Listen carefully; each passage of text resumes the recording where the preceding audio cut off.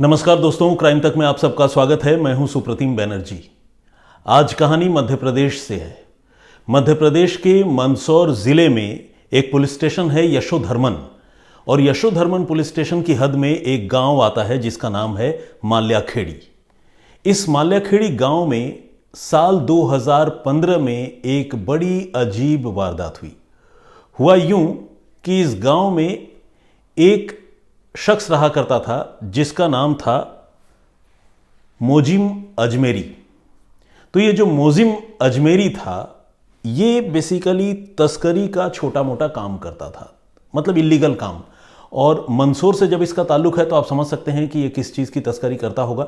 मुझे पूरा यकीन है कि ये जो है वो अफीम की ही तस्करी करता होगा, क्योंकि वहाँ अफीम की खेती होती है। और इसी तस्करी के सिलसिले में वो जो है साल 2013 में एक बार गिरफ्तार हुआ था राजस्थान में।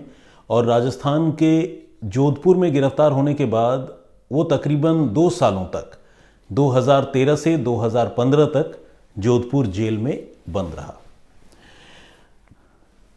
मोजिम जो है वो शादीशुदा था, लेकिन जब वो जेल गया तो उसकी ज़िंदगी में एक नया मोड़ आया। नया मोड़ ये हुआ कि उसकी जो बीवी है शानू बी, वो उसने मोजिम का इंतज़ार नहीं किया, बल्कि उसे छोड़कर वो किसी और शख्स के साथ या अपने किसी आशिक के साथ फरार हो गई, भाग गई। जेल से जब मोजिम 2 सालों के बाद यानी 2015 में लौटा तो उसने देखा कि घर में बीवी नहीं है। उसे सदमा लगा और उसने ये तय किया कि अब जब शानू बी उसे छोड़कर चली गई है तो वो दूसरी शादी कर लेगा। इसके बाद उसकी ज़िंदगी में हलीमा आई। हलीमा नाम की एक लड़की से मोजिम की दूसरी शादी हुई, और तब हलीमा के घर वालों ने अपने सामर्थ्य के हिसाब से उसे लाखों रुपए का दहेज भी दिया। और हलीमा और मोजिम अब अपनी ज़िंदगी हंसी खुशी गुजारने लगे। हालांकि पति पत्नी के बीच में कभी कभी नोकझोंक या लड़ाइयाँ होती थी, और इसके बारे में हलीमा के घर वालों को भी जानकारी थी, लेकिन उनको लगता था कि ये पति पत्नी के बीच का मामला है और किस घर में मियाँ बीवी के बीच लड़ाई नहीं होती, तो ये एक नॉर्मल अफेयर है, विथ टाइम ये चीज़ें ठीक हो जाएंगी। लेकिन 2015 में ही कुछ महीने गुजरने के बाद इस कहानी में एक मेजर ट्विस्ट आया। इस कहानी में एक नया मोड़ आया। हुआ यूं कि एक रोज़ मोजिम के मोबाइल फ़ोन पर एक अनजान नंबर से एक कॉल आया, और मोजिम ने जैसे ही वो फ़ोन उठाया, दूसरी तरफ से कोई लड़की बेसाख्ता रोने लगी, बहुत ज़ोर। और रोते रोते वो अपनी दर्द भरी कहानी, अपनी तकलीफ़ें जो है वो मोजिम को सुनाने लगी। मोजिम को पहले तो समझ में नहीं आया कि ये क्या मामला है, कौन है, क्यों रो रही है। लेकिन थोड़े देर तक जब बातचीत हुई तो फिर मोजिम ने ये रियलाइज़ किया कि ये उसकी बीवी, जो पहली बीवी थी शानू बी, उसकी आवाज़ है। मोजिम ने उसे पहचान लिया। अब शानू बी अपनी दर्द भरी कहानी मोजिम को सुनाने लगी, मोजिम से अपनी तकलीफ़ें बताने लगी। ये भी बताने लगी कि 2013 में जब वो गिरफ्तार होकर जेल गया तो उस पर एक एक लम्हा कितना भारी गुजर रहा था। बड़ी मजबूरी में उसने मोजिम का घर छोड़ा और नए आदमी के साथ रहने की कोशिश करने लगी, लेकिन अब वो खुश नहीं है। अब ये जो मोजिम है, इसका दिल एक बार फिर से शानू बी की तरफ लुढ़कने लगा। शानू बी की तरफ इसकी आसक्ति जो है बढ़ गई, लगाव बढ़ गया। हालांकि हलीमा को इसके बारे में पता नहीं था। हलीमा खामोश थी और उनकी ज़िंदगी ठीक ठाक चल रही थी। लेकिन जब मोजिम और शानू बी के बीच का ये जो पुराना प्यार या अफेयर है वो जब फिर से जाग उठा, फिर से जगा, तो शानू के साथ मोजिम की फिर लगातार बात होने लगी। और वो बातचीत जिस तरह से आमतौर पर लव बर्ड्स के बीच में, प्रेमी प्रेमिकाओं के बीच में होती है, वैसे ही शुरू हुई। वो दिन रात 24 घंटे जब मौका मिले तब बात कर रहे हैं, और ये मोजिम मियाँ हमेशा कान में फ़ोन लगाकर जो है वो शानू बी से बात कर रहे हैं। कुछ ऐसा सिलसिला चलने लगा। और जब ये हुआ तो हलीमा को पता लगना ही था, तो दूसरी बीवी हलीमा को इसका एहसास हो गया। अब हलीमा इस बात का विरोध करने लगी। अब कौन महिला है जो अपने हस्बैंड को शेयर करेगी किसी और के साथ? वो जो है इस बात का विरोध करने लगी, और वो ये कहने लगी मोजिम से कि जब तुम्हारी पहली बीवी तुम्हें छोड़कर चली गई थी और अब वो दोबारा तुम्हारी ज़िंदगी में आने की कोशिश कर रही है, तो तुमको तो इस बात को समझ जाना चाहिए, तुम्हें उसे तवज्जो नहीं देनी चाहिए, मगर तुम हो कि उस पर लट्टू हुए जा रहे हो। तो इस तरह हलीमा के साथ मोजिम की कहा सुनी और मोजिम के रिश्तों में थोड़ा ज़्यादा ही दरार आने लगी। और दूसरी तरफ शानू जो है वो मोजिम की ज़िंदगी में बहुत तेज़ी से करीब आने लगी। अब हुआ ये कि शानू के साथ मिलकर मोजिम ने अब एक खौफनाक साजिश रची और वो साजिश थी हलीमा के कत्ल की। अब कत्ल की ये जो साजिश है, असली कहानी यही है। आपने कत्ल के मामले तो बहुत सुने होंगे, साजिशों के बारे में भी बहुत सुना होगा, लेकिन ये एक ऐसी कहानी है जैसी साजिशें आमतौर पर सुनने को नहीं मिलती। मैं ऐसा तो नहीं कहूंगा कि इससे पहले कभी ऐसा नहीं हुआ, लेकिन ऐसा बहुत कम होता है। मोजिम जब जेल में बंद था, जोधपुर जेल में, तब उसकी मुलाकात रमेश मीना नाम के एक आदमी से हुई थी। ये रमेश मीना बेसिकली एक करतबबाज था, सांप और दूसरे जंतु जानवर वगैरह पकड़कर उसका खेल दिखाया करता था। तो रमेश मीना को कुल मिलाकर सांपों की समझ थी और मोजिम को अपनी दूसरी पत्नी हलीमा के कत्ल के लिए यह आइडिया आया कि वो अगर किसी सांप से हलीमा को कटवा देता है तो हलीमा की मौत भी हो जाएगी और कभी उसका भेद भी नहीं खुलेगा, वो ज़िंदगी बड़ी सुकून से आगे की ज़िंदगी शानू के साथ गुजार पाएगा। तो इस तरह की प्लानिंग जो है मोजिम ने रची और उसने अपने जेल वाले दोस्त रमेश मीना को फ़ोन किया। अब ये जो रमेश मीना है वो पहले तो रिलक्टेंट था, इस काम के लिए तैयार नहीं था, लेकिन मोजिम ने उसे रुपयों का लालच दिया और कहा कि अगर वो उसकी बीवी की हत्या कर देता है सांप से कटवा कर, तो जो रुपए उसके मुआवजे के मिलेंगे उस रुपए में से भी वो एक हिस्सा रमेश को दे देगा। असल में मध्य प्रदेश में ये कानून है कि अगर सांप से किसी की मौत हो जाती है सर्पदंश से, तो सरकार उसके घर वालों को 4 लाख रुपए का मुआवजा देती है। मोजिम को इस बात का एहसास था। उसने एक तीर से 2 शिकार करने का फैसला किया। उसने सोचा कि सांप से कटवा कर अपनी बीवी हलीमा की जान ले लूँगा, 4 लाख रुपए जो मिलेंगे उससे कुछ सुपारी के तौर पर मैं रमेश मीना को दे दूंगा और बाकी रुपए अपने पास रख लूँगा, और ऊपर से शानू भी से मैं दोबारा शादी कर लूँगा और मेरी ज़िंदगी खुशहाल चलने लगेगी। हलीमा जो हमारे रास्ते का कांटा है वो रास्ते से हट जाएगी। इस तरह की प्लानिंग उसकी थी।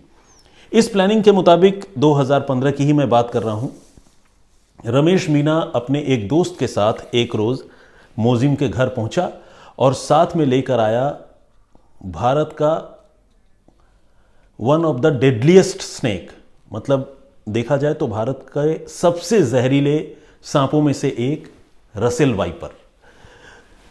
सांपों के बारे में भी थोड़ा आज मैं आपको बताऊंगा। भारत में बेसिकली 4 सबसे जहरीले सांप पाए जाते हैं। ऐसे तो बहुत सारे जहरीले सांप हैं, लेकिन 4 जो सांप है उनको बिग 4 के तौर पर जाना जाता है। इसमें तो एक है कोबरा, दूसरा है कॉमन करेत, तीसरा है रसेल वाइपर और चौथा है सॉ स्केल वाइपर। तो इनका जहर इतना खतरनाक होता है कि अगर ये इंसान को काट ले तो जाहिर है उसकी ज़िंदगी पर बन आती है और बहुत मुश्किल से फिर उसकी जान बचती है। और ख़ासकर इसमें ज़रूरी ये होता है कि ट्रीटमेंट फ़ौरन मिले। इनके जहर की गंभीरता और इनके काटने की जो फ्रीक्वेंसी है, जो केसेस हैं, वो इतने ज़्यादा हैं कि किंग कोबरा जैसा भयानक विशाल सांप भी भारत में मौजूद है, लेकिन वो भारत के बिग 4 स्नेक्स में किंग कोबरा की गिनती नहीं होती है। और आप सोचिए कि इसी बिग 4 स्नेक्स में से एक रसेल वाइपर जो है वो लेकर ये रमेश मीना मोजिम के घर आया था उसकी बीवी हलीमा के कत्ल के लिए। इसके बाद जिस रोज़ रमेश अपने एक साथी के साथ मोजिम के घर पहुंचा, तो आने के बाद शाम के वक्त उन्होंने शराब पार्टी अपने घर में शुरू की और आते ही जो है घर की बत्तियां उसने बुझा दी मोजिम ने। अब हलीमा जो है, चूंकि उससे मोजिम की थोड़ी बहुत कहा सुनी नोक झोंक चलती रहती थी, तो उसने पूछा कि ये क्या है, अचानक तुमने लाइट्स क्यों ऑफ कर दी। तो मोजिम ने कहा कि कोई बात नहीं, हम अंधेरे में बैठकर सेलिब्रेट करना चाहते हैं और ऐसी कोई बात नहीं है, रोशनी अच्छी नहीं लग रही है, तो तुम सो जाओ, रात काफ़ी हो गई है। तो हलीमा जो है वो सोने चली गई, लेकिन इत्तेफाक से हलीमा को नींद नहीं आई थी और तब तक ये मोजिम अपने दोस्त रमेश और एक और साथी के साथ मिलकर वो पूरी प्लानिंग डिस्कस करने लगा कि कैसे मिडनाइट में वो रसेल वाइपर से हलीमा को कटवा देगा और हलीमा की जान चली जाएगी। हलीमा ये चीज़ सुन रही थी और समझ भी रही थी, लेकिन वो सोने का नाटक कर रही थी, वो सोई नहीं थी। और वो सोच रही थी कि जब उसके साथ ऐसा कुछ हो तो वो शोर मचाएगी और बचने की कोशिश करेगी, क्योंकि इतनी आधी रात को वो किससे मदद मांगने जाए और क्या करे, घर से बाहर कैसे निकले। तो इन सब उलझनों में हलीमा थी। इसी बीच कुछ देर बाद इन 3 लोगों ने मिलकर हलीमा को पकड़ा और पकड़ने के बाद उसे रसेल वाइपर से डसवाने की कोशिश करने लगे। हलीमा ने काफ़ी शोर मचाने की कोशिश की, लेकिन तीनों ने उसका मुंह बंद कर दिया और फाइनली सांप से डसवाने में वो कामयाब भी हो गए। और सांप से डसवाने के बाद हलीमा बेहोश हो गई। इन तीनों को लगा, मोजिम को, रमेश मीना को और उनके तीसरे साथी को, कि हलीमा को शायद सांप का जहर चढ़ गया है और सुबह तक ज़रूर उसकी मौत हो जाएगी। वो अब इत्मीनान हो गए कि सुबह तक उसकी मौत हो जाएगी। उसके बाद सुबह हम ड्रामा चालू करेंगे कि अरे पता नहीं क्यों उनसे सांप ने काट लिया, कैसे काट लिया, क्या हुआ, ये सब शुरू करेंगे। लेकिन हुआ ये कि सुबह के 5 बजते बजते हलीमा को वापस होश आ गया। और होश आते ही जो है उसे सारी पुरानी बात याद आ गई और वो चिल्लाने लगी। इस बार जब वो चिल्लाने लगी तो पाँव फट चुके थे, सुबह हो गई थी, आस पड़ोस के लोग जग गए थे और उसके शोर मचाते ही जो है आस पड़ोस के लोग इकट्ठा हुए। लेकिन ये तीनों इतने खतरनाक थे और इनकी साजिश इतनी खतरनाक थी कि उन्होंने हलीमा को फिर भी काबू किया, पकड़ा और इस बार दूसरी बार हलीमा को उसी रसेल वाइपर स्नेक से, सांप से दोबारा डसवा दिया। और डसवाने के साथ साथ उन्होंने हलीमा को जहर का एक इंजेक्शन भी लगा दिया ताकि ये इंश्योर हो जाए, कंफर्म हो जाए कि हलीमा की मौत हो ही। लेकिन हलीमा को इंजेक्शन लगने और फिर से रसेल वाइपर से डसने के बाद भी वो चीखने चिल्लाने में कामयाब हो गए। और उसके पड़ोस में हलीमा की एक सहेली रहती है जिसका नाम है सबीना। उसने जब हलीमा की चीख सुनी तो वो दौड़कर हलीमा के घर की तरफ आई और इससे पहले कि हलीमा की तबीयत और बिगड़ती, उसने सबीना से ये कहा कि वो उसके पेरेंट्स को, यानी मायके वालों को, ये बता दे कि उसका पति मोजिम उसकी जान लेने की कोशिश कर रहा है और उसे सांप से कटवा रहा है। ये बात सबीना ने सुनी और उसने भी शोर मचाना शुरू किया और गांव वालों ने फाइनली हलीमा के घर में, यानी उसके मायके में फ़ोन करके इस पूरी घटना की जानकारी दी। अब मोजिम और उसके साथ वाले जो किलर्स थे, सुपारी किलर्स, उनको लगने लगा कि अब तो उनकी पोल पट्टी खुल गई, वो पकड़े जाएंगे। तो वो मौके से तीनों फरार हो गए। तीनों के भागने के बाद हलीमा के पिता सादिक और भाई सद्दाम, ये दोनों फौरन मौके पर पहुंचे, वो भी पास ही कहीं रहते हैं। और आने के बाद उन्होंने हलीमा को तुरंत अस्पताल में भर्ती करवाया। हलीमा की हालत अब लगातार बिगड़ रही थी और बिगड़ते बिगड़ते बहुत नाजुक स्थिति में वो पहुंच गई। उसे फिर इलाज के लिए मंदसौर से उदयपुर ले जाना पड़ा। वहाँ प्राइवेट हॉस्पिटल में भी हलीमा का इलाज चला। तकरीबन 8 लाख रुपए खर्च हुए और 7 से ज़्यादा प्लास्टिक सर्जरी उसका किया गया। उसके पाँव में जिस जगह पर सांप ने से कटवाया गया था उस जगह का मांस जो है बिल्कुल सड़ने लगा था और उसके कई ऑपरेशन हुए, एंटीवेनम इंजेक्शन दिया गया। तब जाकर हलीमा की बड़ी जद्दोजहद के बाद, लाखों रुपए खर्च करने के बाद जान बच पाई। और इस मामले में फिर ये जो मुलजिम है मोजिम अजमेरी, उसकी पहली बीवी शानू बी, रमेश मीना और रमेश मीना का साथी और कुछ एक और लोग जो इस कॉन्स्पिरेसी में शामिल थे, उन सबके खिलाफ मंदसौर पुलिस ने केस दर्ज किया और इनकी गिरफ्तारी भी हुई। लेकिन इन दिनों ये सभी के सभी जमानत पर बाहर है। खुशकिस्मती ये रही कि इतने भयानक स्नेक अटैक के बावजूद, बेसिकली स्नेक अटैक भी नहीं कहेंगे, लोगों ने ही अटैक किया था लेकिन स्नेक को जरिया बनाया था, इतने भयानक हमले के बावजूद हलीमा की जान बच गई। अब ये जो रसेल वाइपर सांप होता है ये इतना ख़तरनाक होता है कि इसको अक्सर लोग देखकर कंफ्यूज्ड हो जाते हैं, क्योंकि इसकी बनावट थोड़ी बहुत जो है वो अजगर सांप से मिलती है। अब अजगर से बनावट मिलने की वजह से, क्योंकि इसका जो बॉडी का टेक्सचर होता है वो भी चकत्तेदार होता है जिस तरह अजगर के बॉडी का डिज़ाइन होता है, तो लोग हमेशा कंफ्यूज हो जाते हैं। ऊपर से अजगर जिस तरह से एक मोटा सांप होता है, बड़ा, तो ये सांप साइज में तो इतना बड़ा नहीं होता रसेल वाइपर, लेकिन ये भी थिक होता है, इसकी थिकनेस काफ़ी होती है सांप की। तो रसेल वाइपर, लेकिन अजगर जो है वो जहरीला नहीं होता और रसेल वाइपर भयानक जहरीला होता है।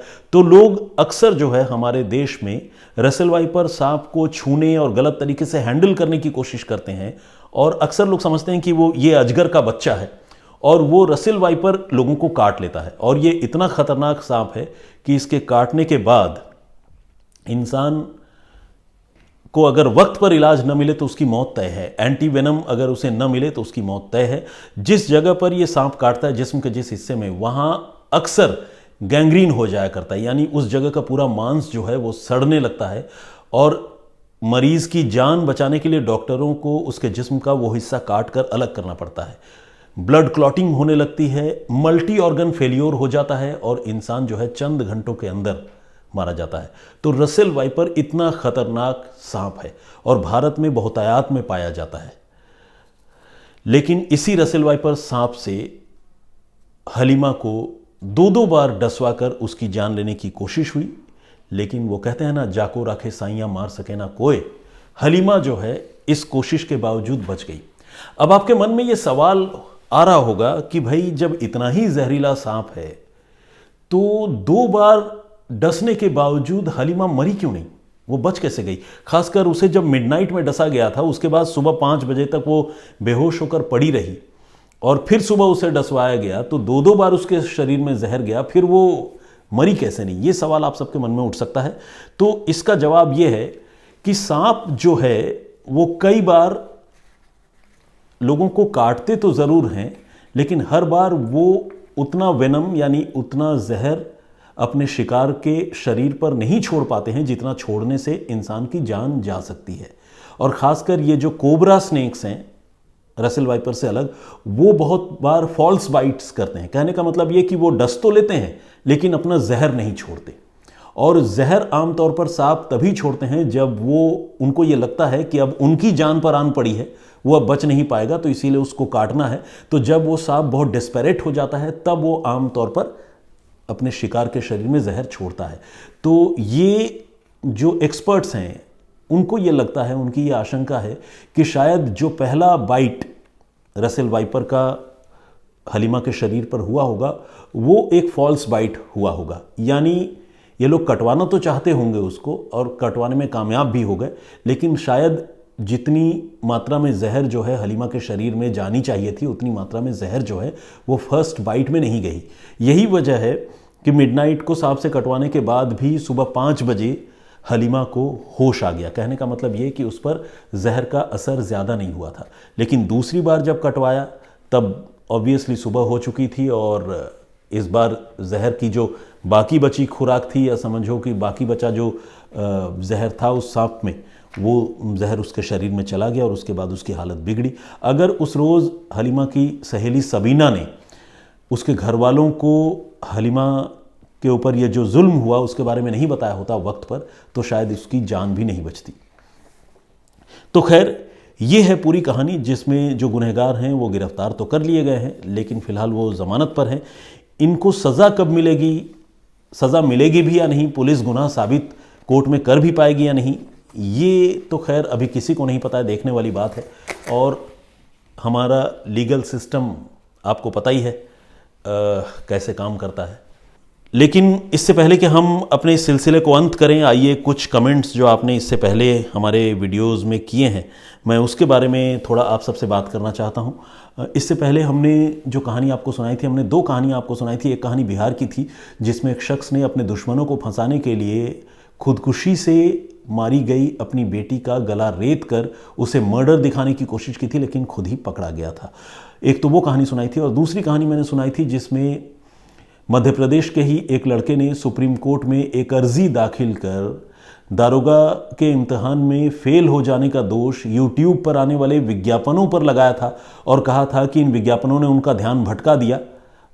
कुछ ऑब्जेक्शनेबल किस्म के ऐड या सेंसुअल टाइप के एड्स यूट्यूब में आ रहे थे, जिसकी वजह से उसका ध्यान भटका और इसलिए उसे हर्जाने के तौर पर जो है 75 लाख रुपए दिए जाए। सुप्रीम कोर्ट ने इस केस को सुनने के बाद उल्टा उसी पर जो है बहानेबाजी करने के जुर्म में 25,000 रुपये का जुर्माना लगाया था। हालांकि जब मैंने ये कहानी आपको सुनाई उस वक्त मैंने 75 लाख की जगह भूलवश 75,000 कह दिया था।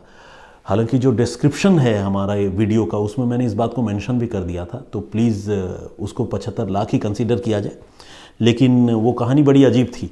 दोनों कहानियाँ। तो इन दोनों कहानियों पर बहुत सारे लोगों ने कमेंट्स किया है। शुभम भारद्वाज हमारे दर्शक हैं, उन्होंने लिखा है कि उनको दोनों कहानियाँ अच्छी लगी। सेकंड वाली कहानी उनको काफ़ी वियर्ड लगी और उनको ये भी लगा कि भाई कैसे कैसे लोग इस दुनिया में मौजूद है और कैसे कैसी बहानेबाजी लोग करते हैं। विनीत रैना जी का भी कमेंट आया है। प्रदीप भाम्बू जी रेगुलर कमेंट करते हैं।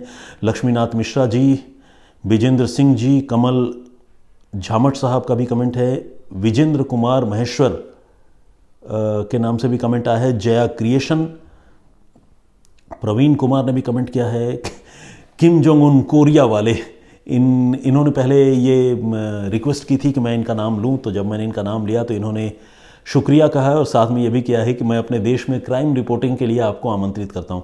लेकिन नॉर्थ कोरिया के बारे में ये कहा जाता है कि दुनिया के ज़्यादातर देशों से एक्सेप्ट चीन, उसके संबंध जो है बहुत अच्छे नहीं है और नॉर्थ कोरिया बड़ा कंजर्वेटिव है टूरिस्ट्स की वहाँ पर एंट्री को लेकर और बाहर के लोगों को वहाँ आने जाने को लेकर। वहाँ किम जोंग उनका राज चलता है और उनकी एक अलग ही दुनिया है, जो एक ऐसा देश जो अपने पड़ोसी साउथ कोरिया के अलावा इस दुनिया के ज़्यादातर देशों से कटा हुआ है। हालांकि फिर भी नॉर्थ कोरिया की एम्बेसी हमारे यहाँ भारत में भी है और नॉर्थ कोरिया के साथ भारत के संबंध जो हैं वो न काहू से दोस्ती न काहू से बैर वाली है, सो रिलेशनशिप है जहाँ तक मेरी जानकारी है। ब्यूटीफुल वीडियो के नाम से भी एक आईडी है जिससे कमेंट आया है। अजय कुमार, इन्होंने लिखा है कि पहले वो शमसर की कहानियाँ सुना करते थे लेकिन अब वो मेरी भी कहानियाँ रेगुलर सुनते हैं।